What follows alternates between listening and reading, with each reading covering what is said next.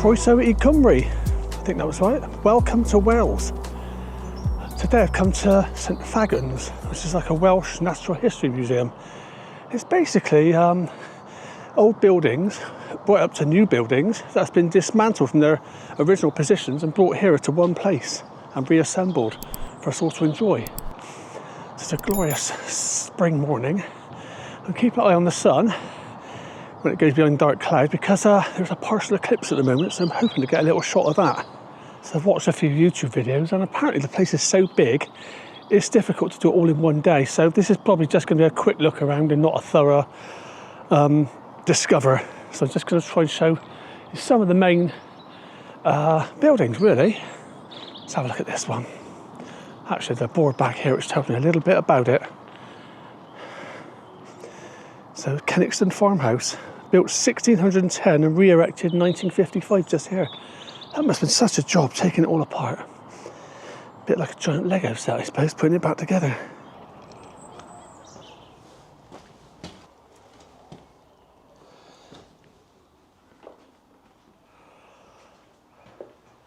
Doorways are so low as well. I have to pin right down to get through. There's an upstairs as well.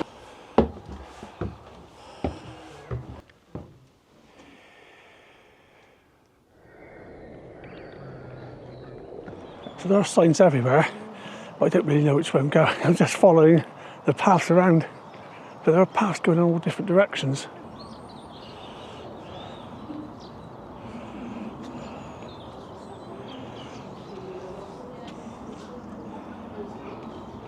It does feel like a film set. It's amazing how they took all these buildings apart in their original location and reassembled them here. That must have took ages. Let's just look in the shop window. General Ironmongers and a Gwalia Supply Company.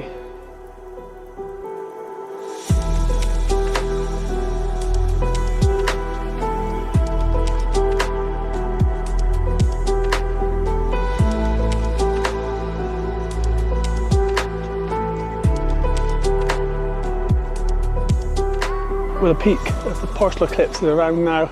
Unfortunately, the sky's gone completely clear. I was hoping for a bit of light cloud so that I could take a picture on my phone, but it's just too bright, unfortunately. Should have brought some proper ND filters with me. So now we have the Vulcan pub. I think this is the pub that was in Cardiff originally and is now here. I don't know if we can go in. Let's have a look. It appears to be closed at the moment, but I imagine it might open a bit later on. I imagine it's a real pub, I don't know. Yeah, it might serve real drinks and everything. It might not just be a museum piece, it might actually serve drinks. Well, that was lucky. I'm right on the peak of the partial eclipse, and some cloud did move in, which managed to dull the sun so much that I could take a picture on my phone, or a bit of video.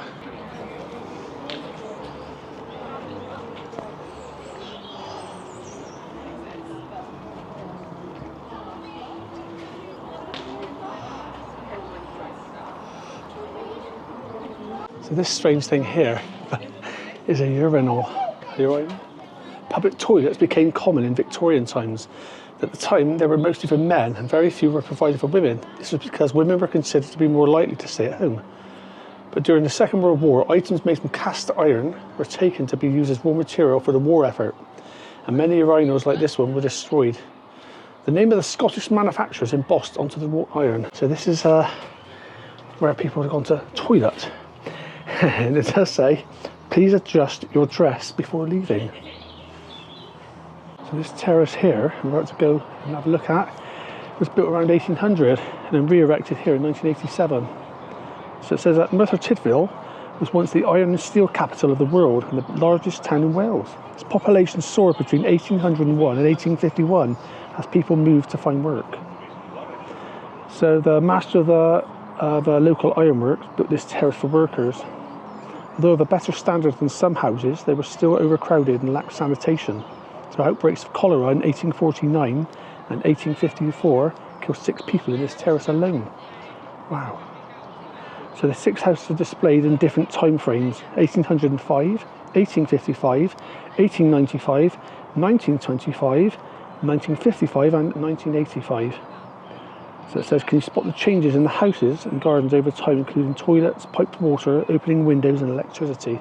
So let's go and take a look now. Oh, right. And you can see where the school was. Oh, that's where the... This one is Cavalcante. That's the one. Yeah, that's where the church burial ground was. So the place was buried. So all these cottages are furnished in different ways. And the oldest one is at this end, and the newer ones are down this end. So we'll see if there's a change in how they're furnished. So small inside, it's incredible.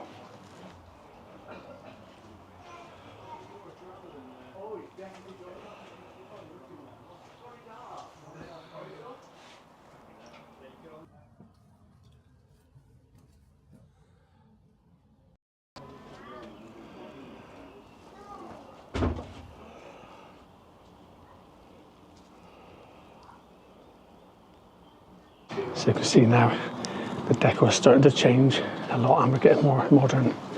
This is the last house here.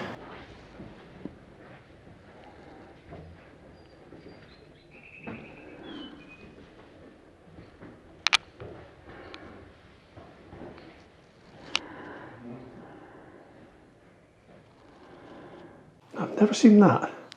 A bathroom and kitchen in one, unless there was originally a section between separating them. But this just looks like what I grew up with in the 1970s, something like that.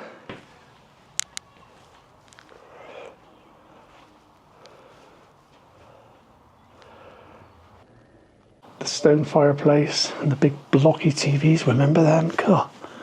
Oh my God, there's a massive, either Betamax or VHS tape recorder.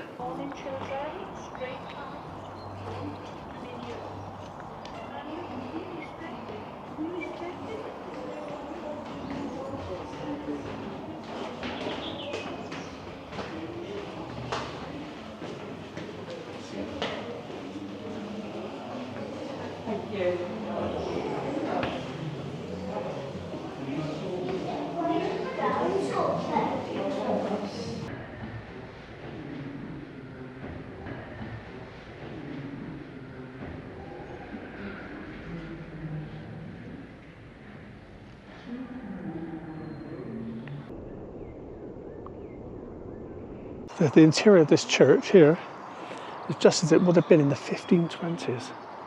This is just before Henry the V111, is that 8th? Broke away from the Roman Catholic Church. Let's take a look inside.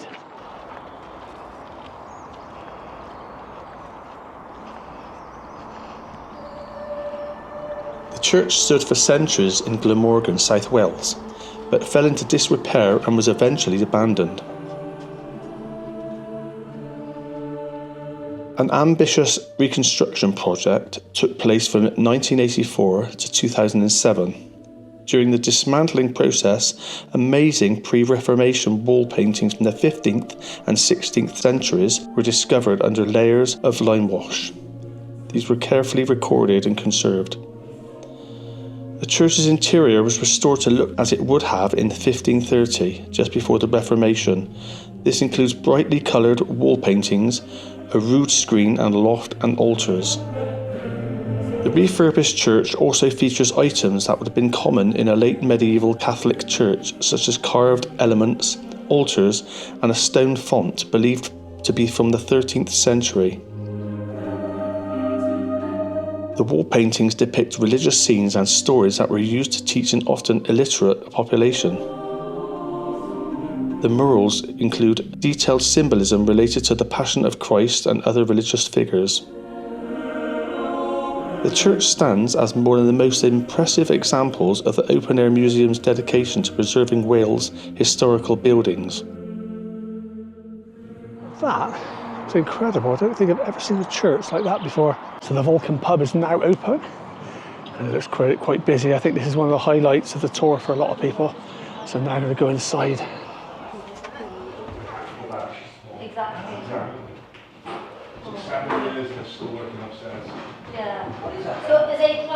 Did you notice the sawdust on the floor? I think the story is something like people used to spit out the chewing tobacco on the floor so the sawdust would like soak it up. That's disgusting. So this building here is Llys Llewellyn. hope that's the correct pronunciation, medieval prince's court from Ynys which is Anglesey. So Wales had its own rulers before the English conquest in 1282. The most powerful of these was Llywelyn ap Llywelyn, Prince of Gwynedd, also known as Llywelyn Fawr. Llywelyn ruled his people by travelling with his retinue around many courts such as this. His tenants farmed the surrounding land to provide supplies for his visit. So none of these courts survive as complete buildings, only as archaeological remains. This reconstruction is a space to share and debate what is known about Llywelyn and his place in history. That's a bit of a surprise to see this after so many old buildings. It looks like a place to have a cup of tea.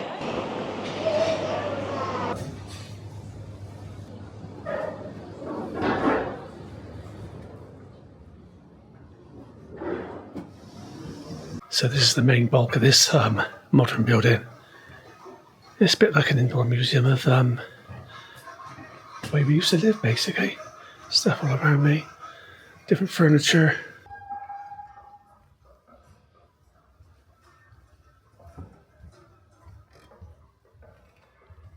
Very quiet in here. Seems like everybody's enjoying the outdoor bits most of all. Let's get back outside.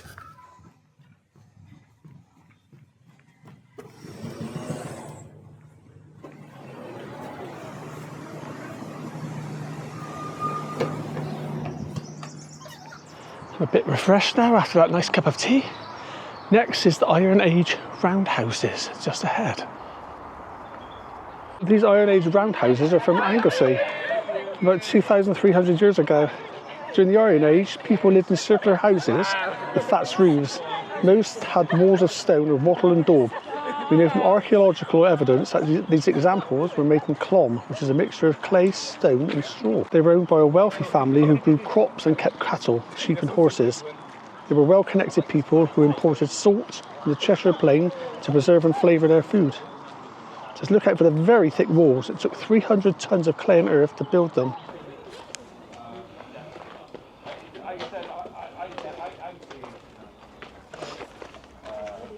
As I said, he was working. I can remember going into these.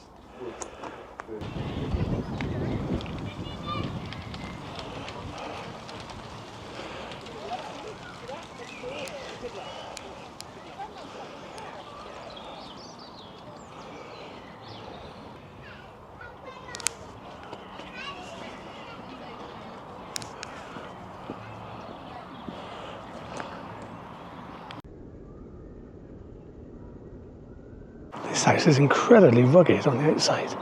All bits stuck out. Let's have a look inside.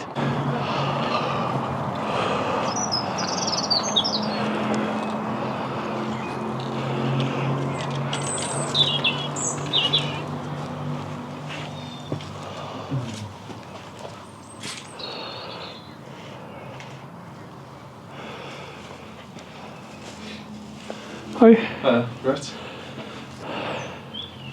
So this is Llangladden. This was built in 1762, which you can actually see etched in there. So this is quite an old house now. Where is it to? So it's quite easier from an angle, but you've got a 176. Oh yeah, God, look at that. So the lintels original.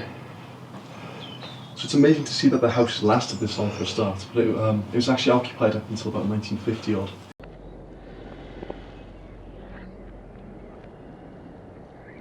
So here is a prefab from Llandinam Crescent, Cardiff. So it was built in 1947. So prefabs were built after the Second World War as a mass-produced solution to the housing shortage. These aluminium bungalows were made in factories that had produced aircraft and munitions during the war. One prefab was made every 12 minutes. These prefabricated homes were delivered with many of their components already installed, such as a kitchen, bathroom and central heating. Unfortunately, this one's closed at the moment, so you can't actually go inside. That's the thing with St Fagans, everything is so spaced out, so it does require quite a bit of walking. But it's nice and pleasant surroundings, nice woods. I don't think so, you don't fool me, I can tell they're pretend sheep. Nothing like real ones. But there's a lot going on here. It's a very big place, much bigger than I thought it was actually. There's more buildings down here I haven't seen yet.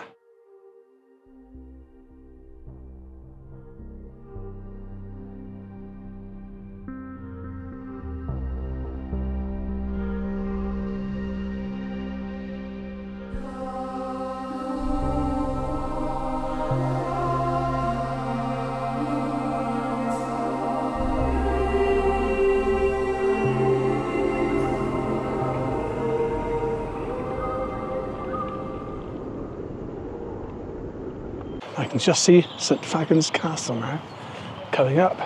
There's lots of little lakes and waterfalls. This looks really pretty, this bit. Blossoms out in the trees as well.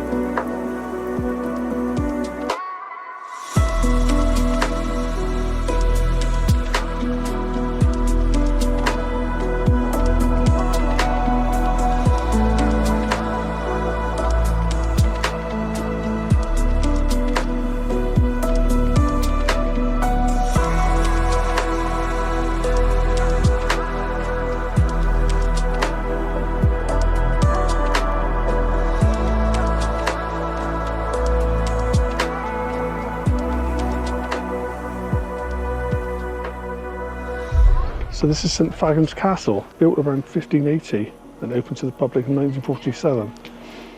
So it's one of the finest Elizabethan manor houses in Wales. Between 1885 and 1910, the castle was one of the homes of the Earl of Plymouth and his family. They spent their summer holidays here with around 40 servants, including a housekeeper, a butler and an Italian cook. During the First World War, a Red Cross hospital for wounded soldiers was set up within the castle grounds and run by volunteer nurses. In 1946, the Earl of Plymouth gifted the castle and grounds to the nation to create this museum. That's got to be the biggest record player I've ever seen. That was the St Fagans Castle Servants. It was 1890, I think that was.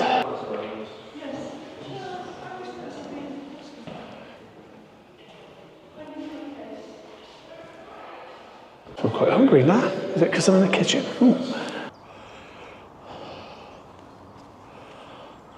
So this archway here, there's a lot of the stones are numbered, which is what they would have done when they deconstructed it from one location and brought it here and reassembled it. See all the different numbers, M2, M3, M5, M6, going right across. So this barn here comes originally from Wrexham, which is in North Wales. So it's built around 1550 and re-erected in 1951 here.